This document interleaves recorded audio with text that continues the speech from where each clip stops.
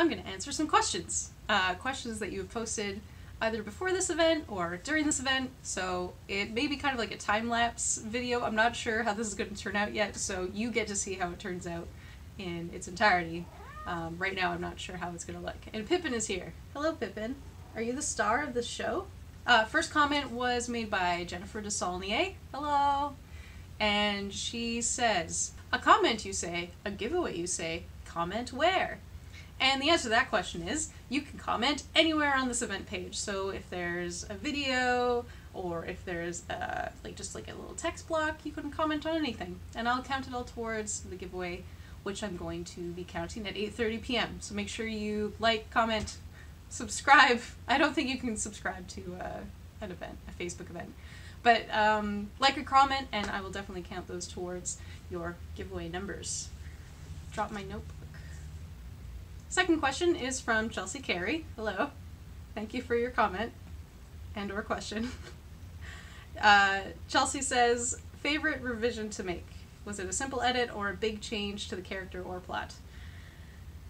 Ooh, so I did go through this manuscript because, for those of you who are new to this book, it was published in 2018 with Edge Science Fiction and Fantasy Publishing, but it went out of print last year I think. So I was able to regain the rights, and Adventure Worlds Press picked up the book, and that's amazing, and I'm so thankful for it. And so for this edition I made some slight changes because I have learned a lot about books and about publishing in the 2 years since it was originally published. So this is a great question because I don't know if there was like any huge revisions that I made. The book is basically the same, like plot-wise and character-wise, it's exactly the same. So if you've already read the first edition, published in 2018, you already have read the book, basically. You don't need to buy a new copy. I mean, I won't complain if you would like to, but you don't have to in order to know what's going on in the story or to know what's going on in the sequel. So yeah.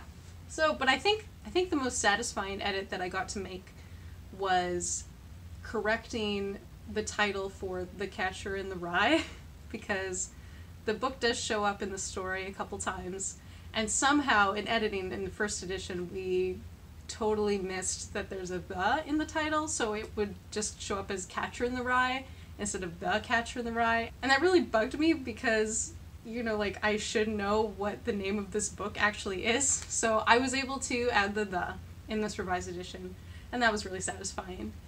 I also made some changes to the very last chapter of the book. There's just some like shifting of point of view that I realized later was kind of confusing. Like, we don't know whose point of view it is. It's kind of everybody's point of view. So I made that a little more clear at the end.